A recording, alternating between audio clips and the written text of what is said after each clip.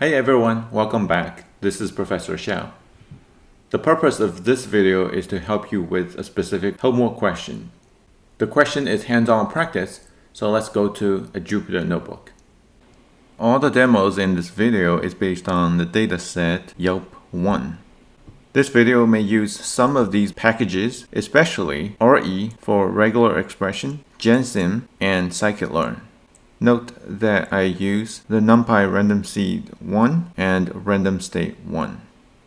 After reading the dataset, here is a high-level information about the dataset and the columns included. I printed the first 10 rows of the data by selecting a few columns. We will be focusing on the review text column of this dataset, which includes each of the review texts. The first review text, the second review text, and such and such.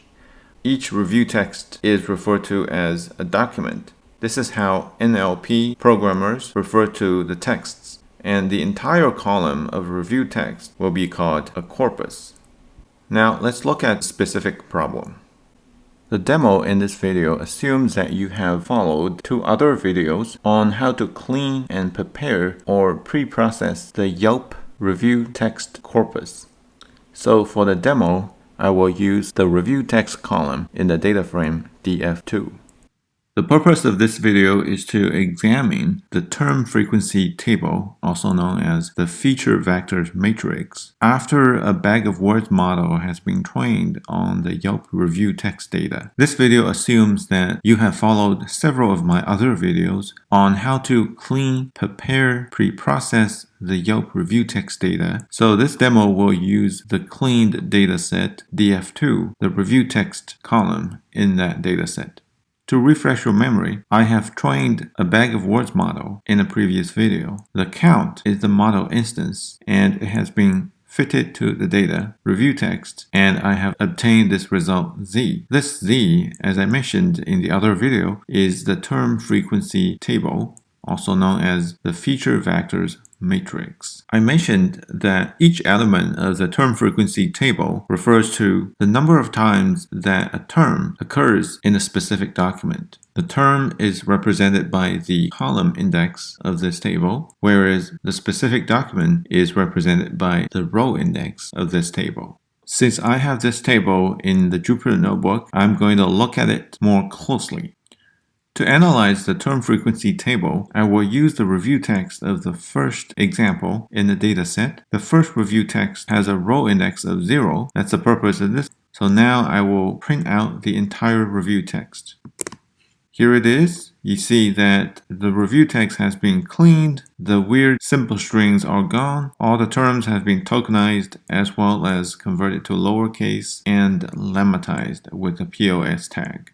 This first term happened with a POS tag JJ for adjective will eventually become a feature in term frequency table. So I will focus on this as an example to look specifically into the term frequency table, Z.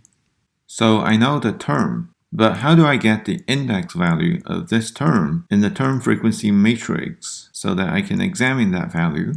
I mentioned that a bag of words model, after being trained, it has a vocabulary or dictionary component. That component includes the term and index value pair for all of the retained features of this model. Here I'm going to use that dictionary, and by referring to the key, which is the term here, I will get the index value for this term. Let's run this. The index value for the term in the dictionary is this. So next, I'm going to use this index value and to extract the value of the element in the term frequency table that refers to the number of times that this term occurred in the review text. Here is how you would extract that value. Z here is a term frequency table, so I'm going to use Z directly by indexing the row index, which is the example here, and the column index, which is the index value for the term I just extracted. I will get the value of the element of this term frequency table. Let's run this. So I get a value of 1. How to interpret this value? This value from the index, here it's z, is the number of times that this term, indexed by the term index, happened or appeared in this review text by the row index. The review text, after being cleaned, is this one. So I should be able to confirm that the term with that POS tag can be found only once in this review text. Since it's a long text, let me use the search and find function of the browser to highlight that keyword. Here you go. As you can see here, this term happened with that POS tag can only be found once. So that is what this value 1 can be interpreted, and we confirm that the calculation is correct. Next, I'm going to do a slightly twisted task. That is, assuming that I know the index value of a term, for instance, 2. If I know that a term has an index of 2, but I don't know what that term is, how do I get that? By using the results of this bag of words model. That's what I'm going to demonstrate next. Recall from another video that you can get a list of feature names by using the getFeatureNames method of the trained vectorizer.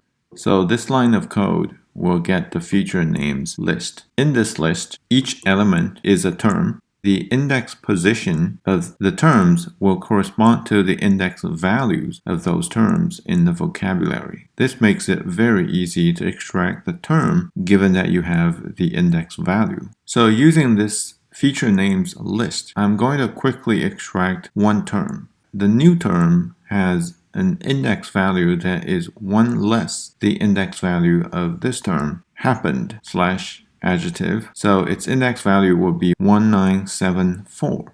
This is equivalent to use 1974. So let me print this. As you see, the term with index value of 1 less that index value is happen with a verb pause tag. As you can imagine, in the term frequency table, the term happen and the term happened are adjacent to each other, side by side. This will conclude the demo about exploring the content and elements of the term frequency table. I hope you enjoyed this video. See you next time.